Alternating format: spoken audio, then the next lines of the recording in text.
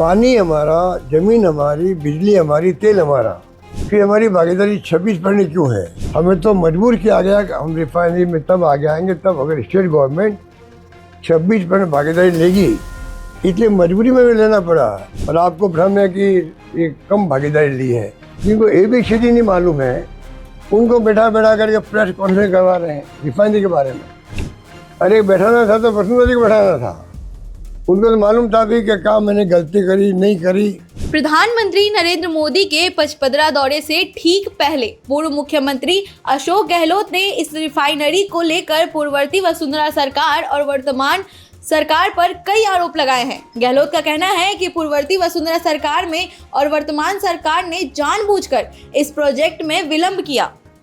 23 में गया था, लास्ट में, पहले 23 में गया था, ठीक कह रहे हो। फिर उन्होंने कहा साहब नहीं थोड़ा टाइम लग जाएगा, 24 तक हम कर ही देंगे इसको।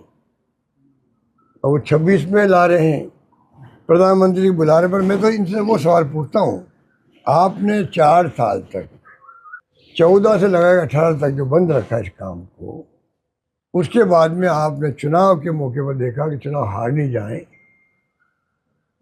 तब आपने प्रधानमंत्री को बुलाया और उसका कार्य प्रारंभ करने के नाम पे उनका प्रोग्राम रखा, जबकि शिलान्यास हो चुका था। सोनिया जी और वीरप्पन मोदी जी आए थे मिनिस्टर। इतना बड़ा प्रोजेक्ट था, अगर आज 7 साल देरी से शुरू हो रहा है, कहाँ 37,000 करोड़ और कहाँ 80,000 करोड़ में फर्क तो होता है, पैसा तो पब्लिक का ही होता है। तो ये जो सेटबैक लगा है रिफाइनरी को, इसका दोष किसका है?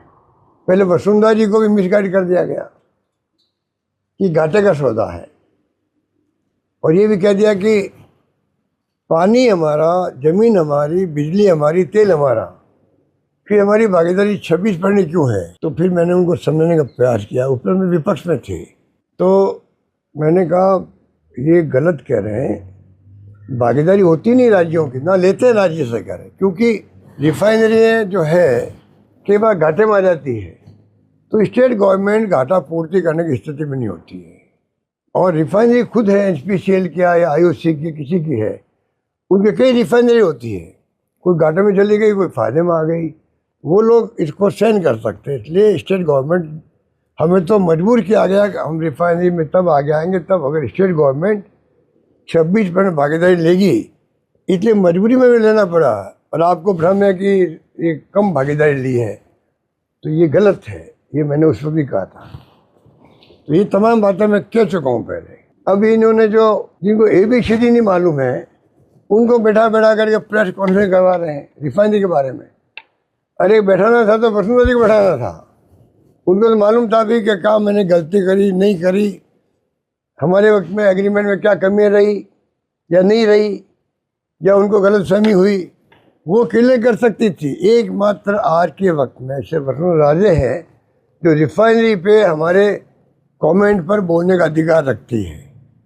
जिनको रिफाइनरी क्या होती है पता नहीं, पेट्रोकेमिकल कॉम्प्लेक्स क्या होता है, इसके फ़ायदे क्या है, ये मॉडर्न रिफाइनरी है, कंट्री की आधुनिक रिफाइनरी है, ये सबसे हाई टेक्नोलॉजी की रिफाइनरी है।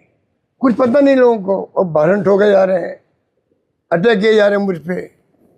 तो कम से कम मदन राठौड़ को कहूँगा, क्योंकि वो हमारे BJP के अध्यक्ष हैं, तो राठौड़ साहब आप कम से कम चयन ऐसे लोगों करो, या फिर पहले स्टडी करो, पूरी रिसर्च करो।